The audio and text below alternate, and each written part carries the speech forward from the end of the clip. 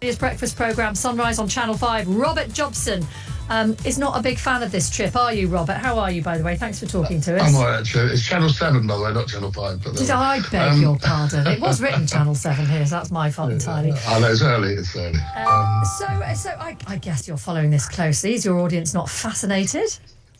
Oh, the audience is fascinated. The media love it, and the television loves it. But that's not really the point, is it? I think it's what it's all about. I mean, they've come over to Australia. It's very show busy. The media are having a ball. The newspapers are selling. They're talking about it being a private visit, but it's not a private visit. They've got 17 staff with them. And the problem will be is when there's a 45,000 number petition, I think, a 45,000 number petition about them not coming, and you've got the monarchist lead saying if they even hint at a republic or say anything slightly wrong, they're going to be writing to the king to have them stripped of their titles. They're not going to do that, though, are they? I mean, you sort of... No, they're too busy cashing in, Rachel. Well, they're visiting a lot of charities, and they're also making some money. And listen, they're private citizens, and if people want to pay money to go and see them, who cares? It's a realm. It's a realm. It does matter if it's a realm because the king is muddying the waters. The king is the king of Australia. His brother, his brother that he gets on so well with is going to be the king of Australia. But this muddies the waters. There's no question about it. It does. In what way? I don't get it. Well, they had a referendum not that long ago on The Voice. You know all about that, and that sort of stopped them putting the referendum forward for the monarchy. And we had a referendum not that long ago. I think actually quite a long while ago. Actually, I was there, so it shows how old I am. But that was pretty close, and the Queen and the monarchy won through. This sort of thing does muddy the waters because you've got a lot of people talking about why are we paying New South Wales paying for police. Harry and Meghan are here being spoken with by some representatives from the Career Heritage Trust. And this is not a public event. This was not an advertised event, but we are we'll just swing around quickly, near the Yarra River here. In the distance there, something that I have seen only today for the first time in the 3 days that they've been in Melbourne, and that is police. Before Harry and Meghan arrived, there was a lot of discussion about, well, who's going to pay for the police escorts and the motorcades, and who's going to look at, will that be the taxpayer?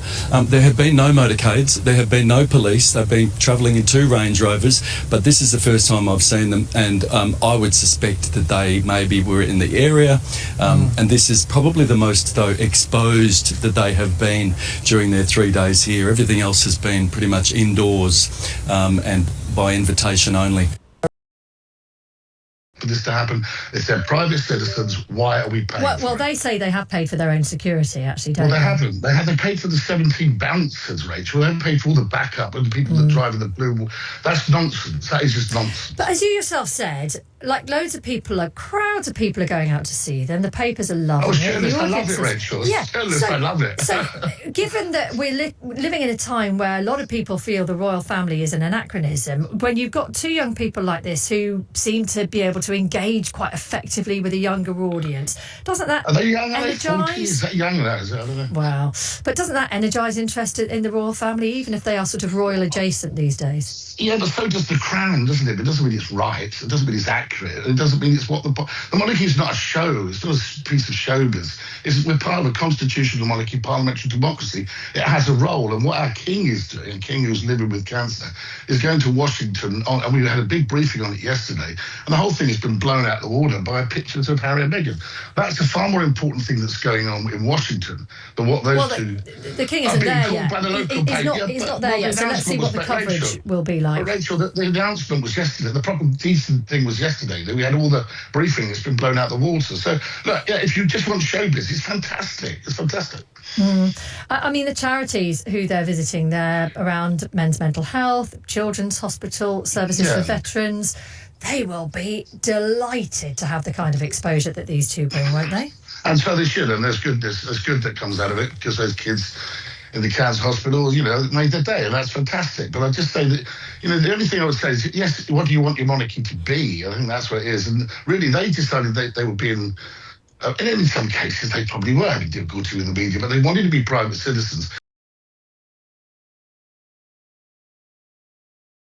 That you're going to have to lose privacy. Well, it's 2 things here. That's part of the deal. 2 things here. I think everyone has a basic right to privacy.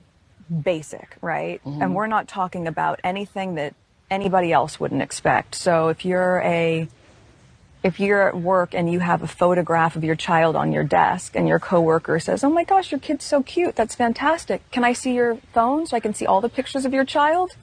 You go, "No, this is the picture I'm comfortable sharing with you." And then if they double down and say, "No, but you already showed me that one, so you have to show me everything." You know what? I'm just going to hire someone to sit in front of your house or hide in the bushes and take pictures into your backyard because you've lost your right to privacy because you shared one image with me. That's sort of the flawed argument and its operating mechanism that they're confusing people to think. I think life is about being able to share our stories and share parts of our lives that you're comfortable with. There's no one who's on Instagram or social media that would say, because I shared this one picture, that entitles you to have my entire camera roll. Go ahead, look through it. No one would want that. So it's about boundaries and it's about respect. They've created a false narrative. I've never talked about privacy.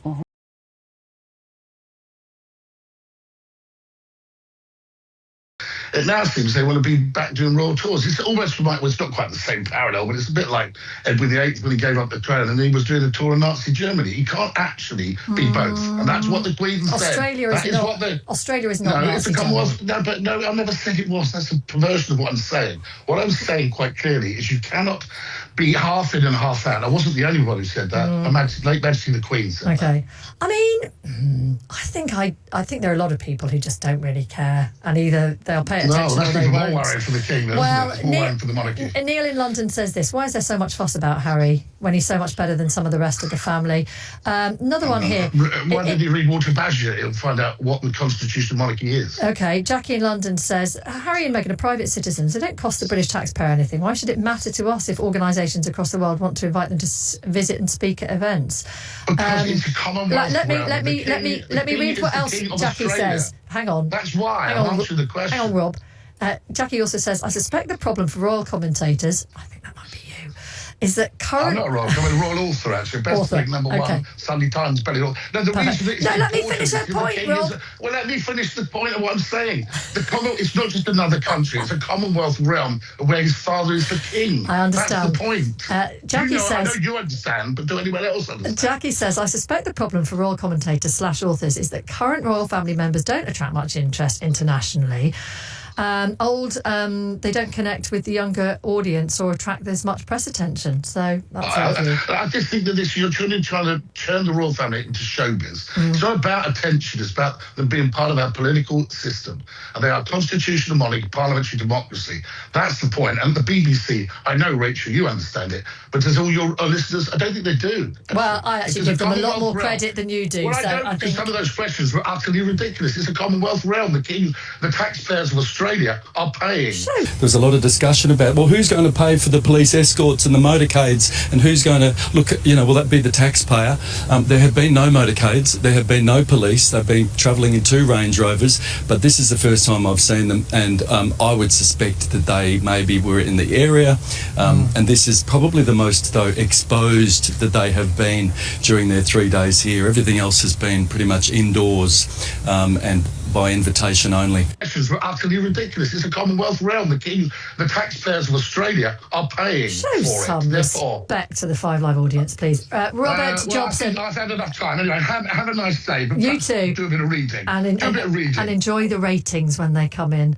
Nice to talk to you. Royal Editor of Australia's breakfast programme, Sunrise on Channel 7. Send in your thoughts. That was extremely enjoyable. just from a spectator and listener point of view, I enjoyed that thoroughly. What an even more enjoyable experience than spectating on your own performance in our backgammon game. Much more. I didn't even think about backgammon for the entirety of that, which is unusual for me. I thought that was great. Lots of texts coming in about various things on